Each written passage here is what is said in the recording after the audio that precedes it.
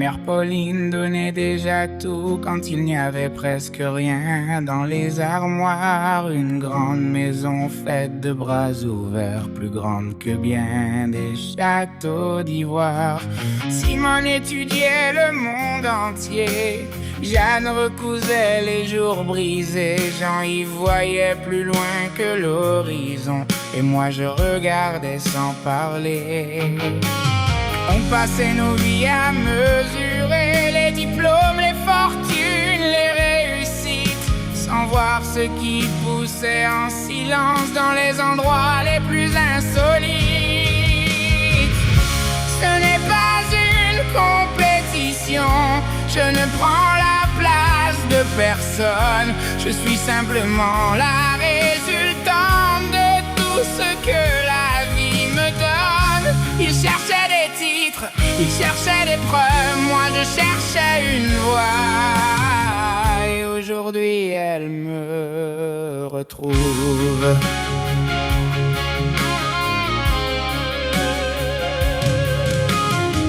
Un jour Simone m'a dit doucement: je connais quelqu'un pour une chorale.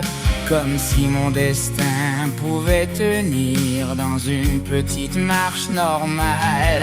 Et je souris quand j'y repense, parce qu'elle ne pouvait pas savoir que même moi je n'avais pas encore vu ce qui m'attendait dans le noir. Je faisais des chansons dans ma tête, personne ne les entendait venir, comme une rivière sous la montagne qui prépare déjà son avenir. Puis un soir tout a changé, les portes ont sauté une à une, et les chansons sont arrivées comme si elles attendaient leur lune. Ce n'est pas une compétition, je ne prends la place de personne. Je suis simplement la résultante de tout ce que la vie me donne. Il cherchait des titres, il cherchait des preuves, moi je cherchais une voix. Et aujourd'hui elle me retrouve. Je publie ce que je trouve magnifique, et parfois personne ne répond. Puis je publie ce que j'allais effacer. Soudain le monde dit son nom. Alors je comprends peu à peu qu'on ne voit pas toujours ce qui brille, que certaines étoiles attendent la nuit pour révéler leur vraie famille. Et moi je continue, parce que chaque chanson que j'écris me semble déjà impossible.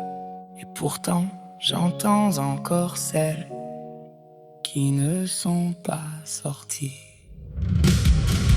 Martha a bâti ses entreprises, Jean-Yves a bâti sa pensée, Simone a bâti son savoir, Jeanne a bâti ses années, Pauline a bâti des êtres humains. Et moi, je bâtis des chansons, je les écoute, j'en pleure parfois.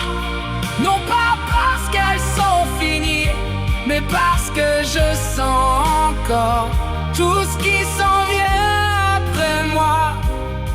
Et ce que personne ne savait, c'est que ce n'était que le début.